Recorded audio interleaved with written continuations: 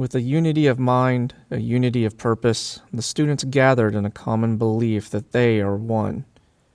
And to be genuinely unified, the students must work, live, play, learn, and most of all, be together.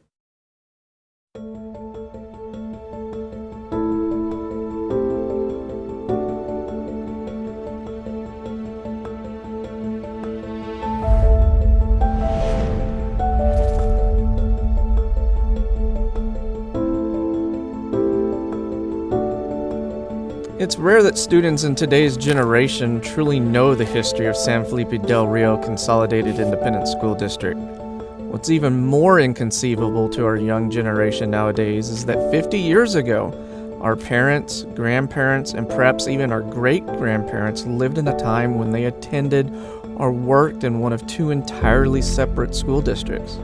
This story is about that era.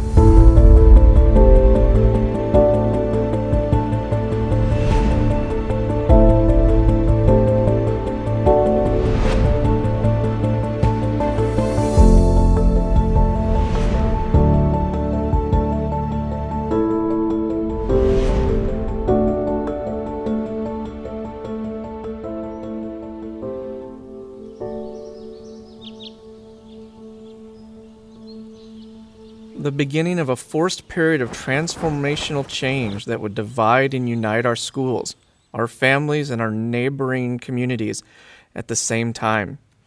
Across the nation, court orders in the 60s and 70s consolidated school districts, redrew school zoning, and prompted busing programs to make schools more racially balanced. In 1970, a federal judge in East Texas by the name of William Wayne Justice placed the entire state of Texas under a desegregation order. In August of 1971, just as students and teachers across town were enjoying the last few days of summer, school leaders were receiving notices of a federal court order that would change Del Rio history forever. Superintendents of San Felipe ISD and Del Rio ISD, Mr. Homero Sigala and Mr. O.B. Poole, respectively, each briefed their school boards of the immediate order to desegregate their schools.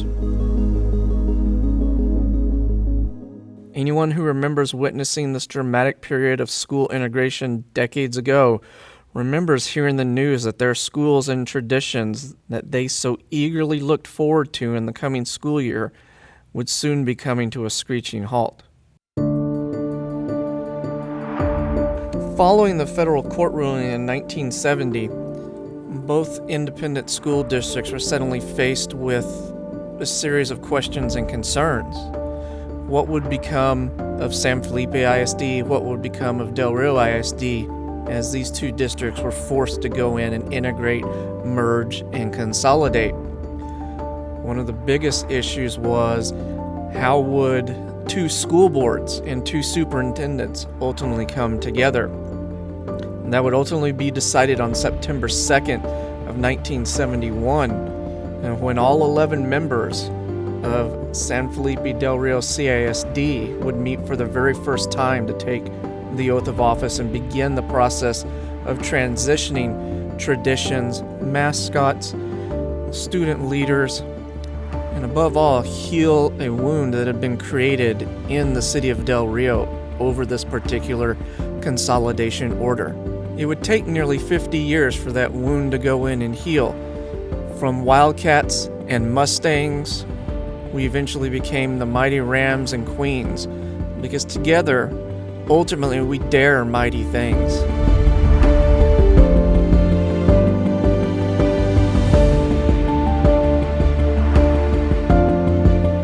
No doubt that the federal desegregation order sparked an overwhelming amount of emotions during the 1971-1972 school year. But amidst the turmoil of this time, there were three things that remained constant: hope, pride, and determination. It took a few years, but eventually district leaders, teachers, parents, community members, and even students gave rise to the concept of a common belief that they are one, and that together, we are better.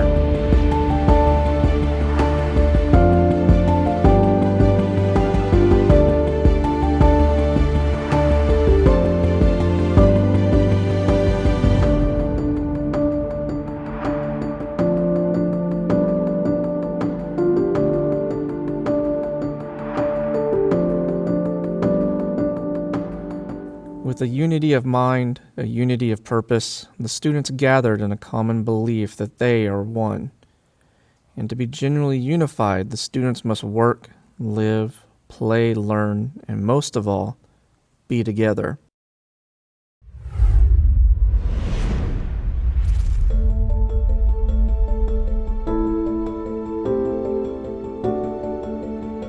It's rare that students in today's generation truly know the history of San Felipe Del Rio Consolidated Independent School District. Hey, did you know that 50 years ago, Del Rio had 2 separate school districts? Really? Yeah, so there was the San Felipe Mustangs and the Del Rio Wildcats. Then in 1971, they were forced to consolidate and became San Felipe Del Rio CISD. Wow, I didn't know something like that existed in Del Rio. Same. Look, check it out. I found some yearbooks from when they consolidated. I wonder what that first year of consolidation was like. This story is about that era.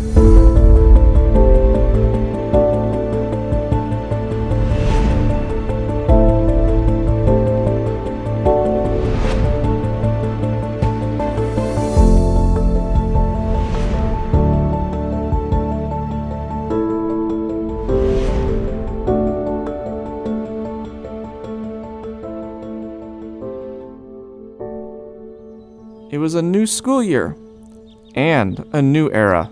Students from the Del Rio and the San Felipe side would experience consolidation for the first time. It wasn't an easy year for either side, but they both had to come together and make decisions that would affect the district we know today.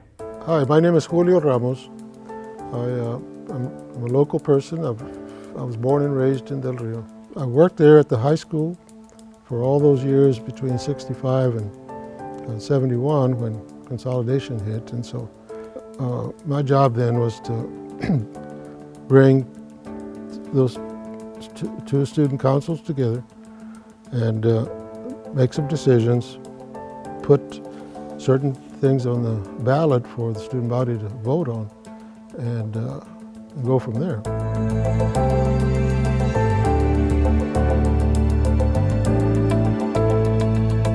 But it wasn't easy.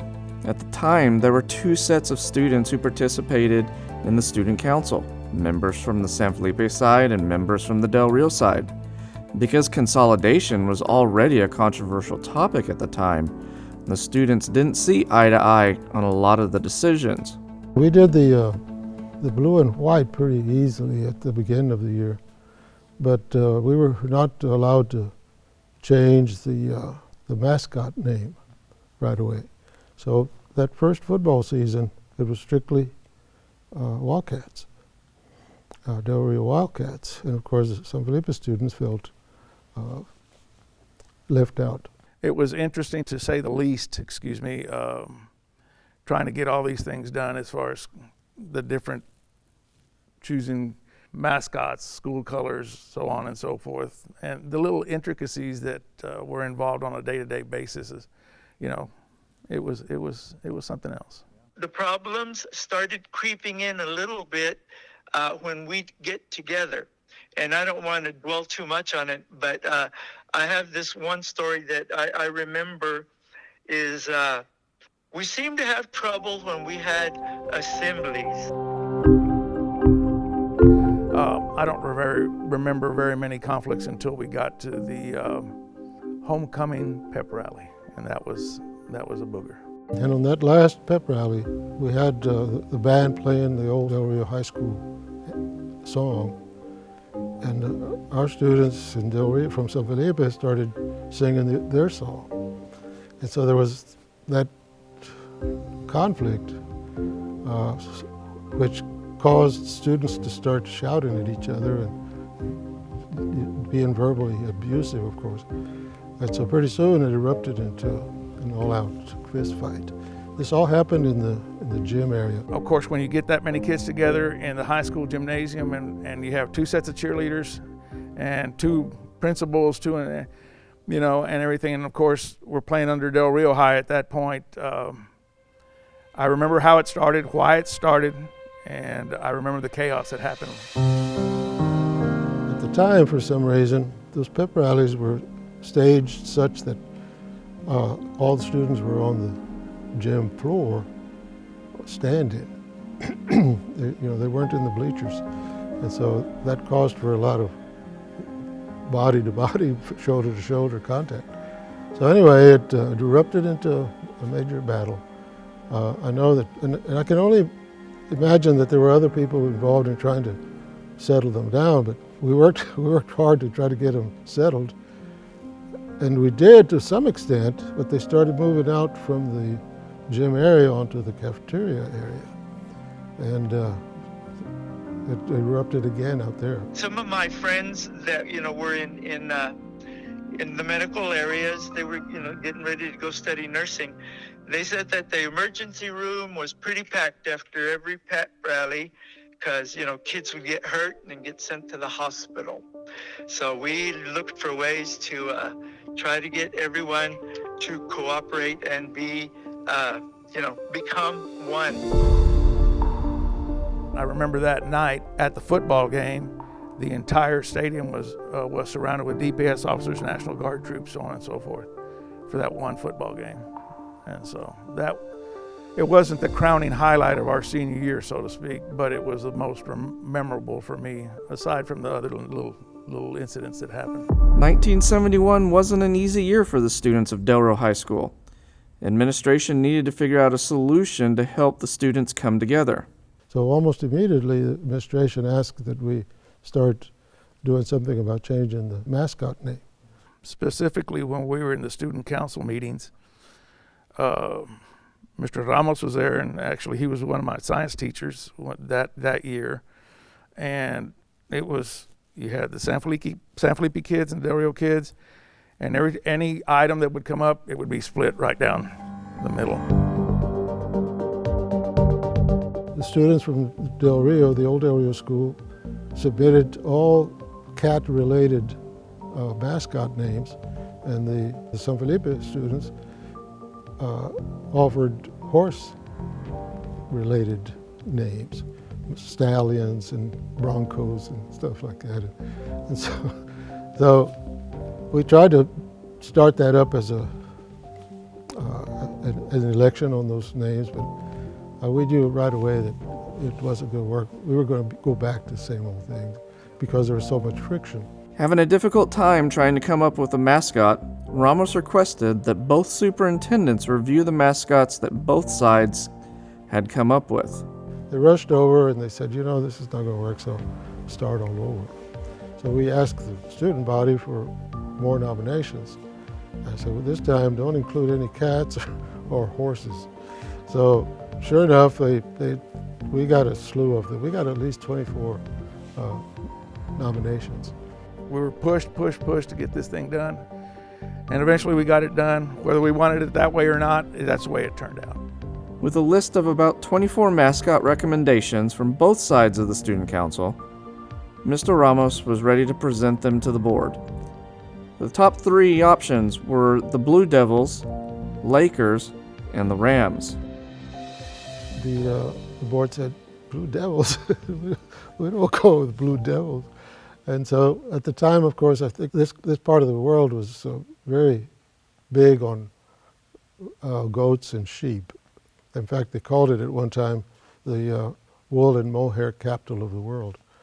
That's how big that industry was. And so rams, in the minds of the board members, was the obvious choice. And so that's how the name Rams came to be. Throughout the school year, there were many meetings held to make important student culture decisions. Student council consisted of the top students from both sides of the aisle. They took that charge well in hand and did a very good job. I think I mentioned at the ceremony here that they were like the people in the eye of the storm, because everything around them was always critical. It was always full of tension, and they kept on with what they were supposed to do, and I've always been real proud of that.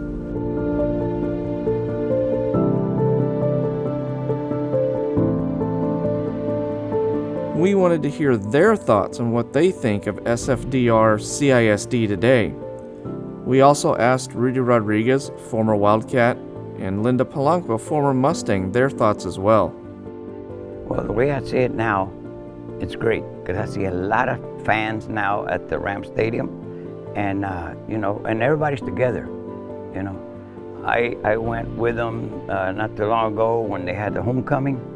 Man, it felt good. And I was there with some San Felipe, my friends, one of my football players that were there. It made me feel real good. It even feel like if I wanted to play, when I ran right with them. I'm glad we're all one team now.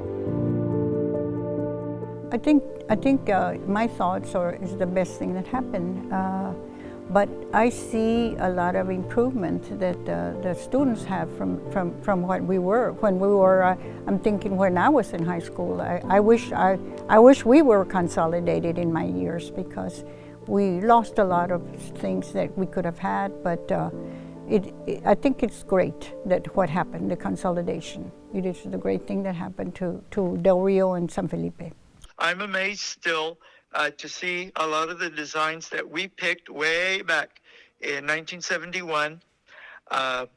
Because I look at my nieces and nephews, their high school graduation rings, and I still see the same designs that we put out, and the coloring and everything. So I do feel a bit of pride that we accomplished something that is still being used. Well, they took a bad situation, economic and whatever we wanted to call it, and did the best they could with what they had.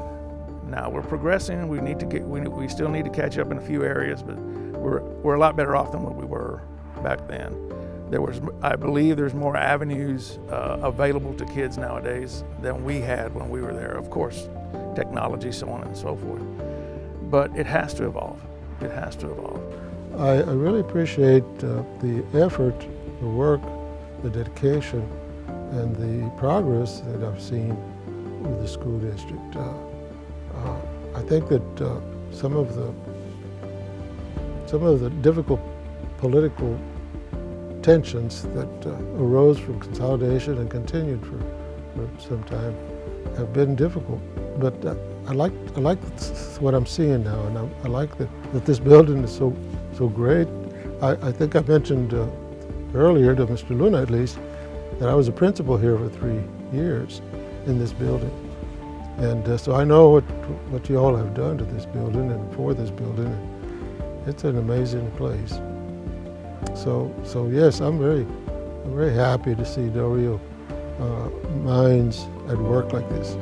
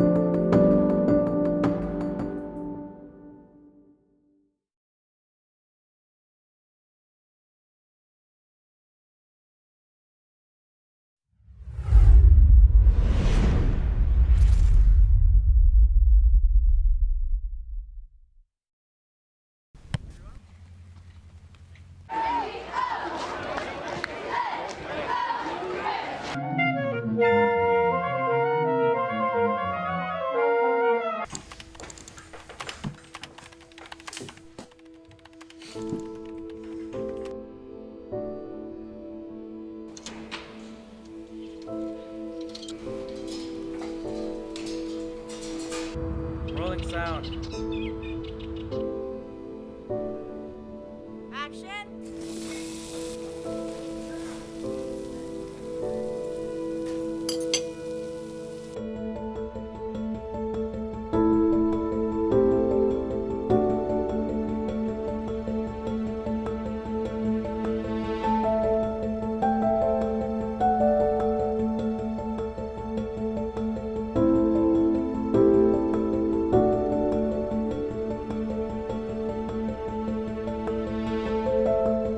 50 years ago, our school districts consolidated and became one. Since then, so much growth, learning, and progress has been made. It makes you wonder, where are we headed next? Well, this story is about the next chapter, our era, and what the next 50 years is starting to look like today.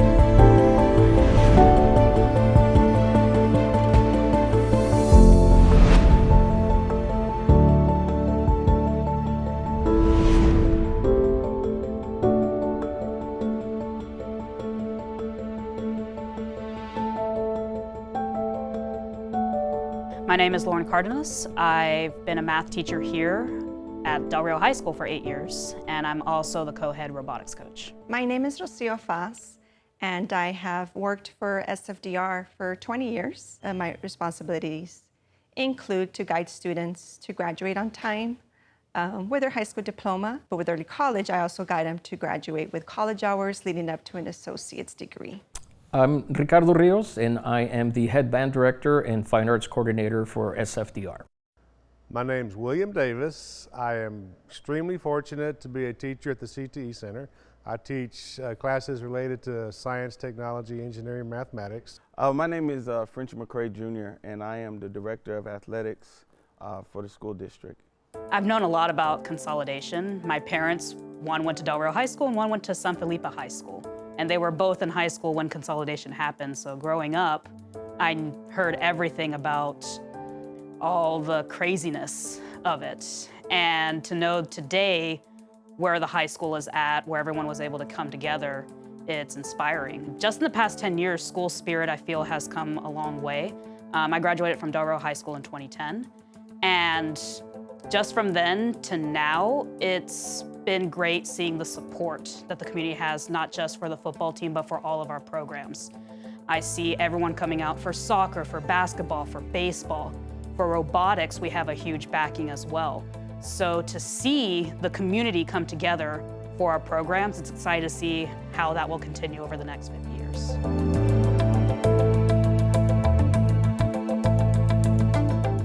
The change in the classroom that I see today compared to years ago really revolves around technology. You know, our kids are still kids. They still want to play with toys one day and be adults the next day in class. But the thing they always have is the devices, whether it's a desktop computer provided by the teacher or their little handful of knowledge in their cell phone. So, or a handful of facts, maybe you should say. But I feel like the biggest change is the use of technology in the classroom. I think recently, Early College High School being a new program that was established in 2016 has been a movement into new programs, new opportunities that are available to students to further their education. So what we provide here at Early College is students to earn up an associate's degree for those that are first generation or otherwise would not seek taking college courses in high school. Having those students at early college and having them graduate and reach that associate's degree is something very, very rewarding because they were given this opportunity, even them being not too sure. But with the motivation that teachers provide, the connections that we build with them, the communication that we have with the parents and the students, it's made that a possibility for them to earn their college hours and graduate with an associate's degree. So that opportunity has just been amazing, and it's a very effective program, and we hope to grow in the future. I guess I would more think of it in terms of our kids and our department. In 2016 was the very first time that our high school marching band made 10th place, and so it qualified us to go into the finals for the first time ever. And I think from that point on, we started getting the wheels turning, and we were able to just become very competitive. And then 2 years ago, we were actually in the state marching contest. And so, that was something that was incredible for our students to be able to experience. We were at the Alamo Dome. We were one of 18 bands from the state of Texas to be there. And all of that would not have been possible without all the support of our administration and our school board to help us get to that point and provide that type of opportunity for our students. The change at the high school has been drastic. I was privy enough to come to this high school and graduate from this high school, and now I walk through the halls and it looks completely different, which is great. And even in athletics, our future plans and the things that we've been doing involved in it has been awesome. So the change has been great, and I know for a fact that we are going to continue to change, that we're not getting complacent in where we're at right now, but each and every year we're trying and we're striving to improve on what we've already accomplished and what we've already built. And I'm excited, you know, I can't say that enough. I'm excited to see where we're headed and how quickly we can get there and what this is going to look like in a couple of years.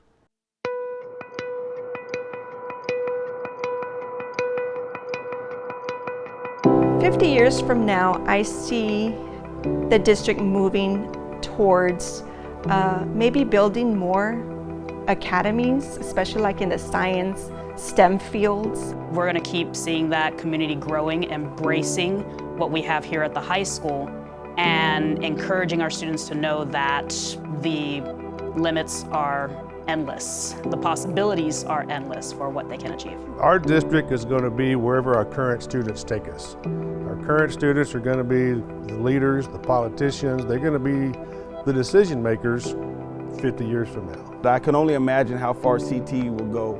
I can only imagine how our high school will look. I can only imagine how our junior high and our elementaries are going to look in the next 5 to 10 years. Making our students global thinkers and be able to just tackle on and take the world on.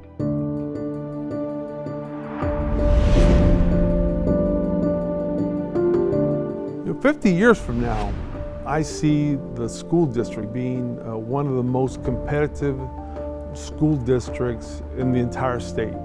We've certainly made a whole lot of gains just in the last 10 years. We have an early college high school. We have a CTE center. We never had to answer on what representation from what part of the city the student body was going to come from. We focused on the needs of the students. 50 years from now, that potential is going to be realized to even higher levels. I see a magnet school, for example, in the next 50 years that hopefully will have health occupations. And then of course there are areas that we need to look at, like cybersecurity. We have Laughlin as one of the biggest resources here in our community. And I also see other magnet schools, for example, sometimes in broadcasting, we have a great media program, and what a great thing to have a magnet school for broadcasting and video and recordings and such. Teaching the kids, giving them the opportunities to solve problems now and make the right decision based on goodness, or and just what's right, will help forge the future for this district.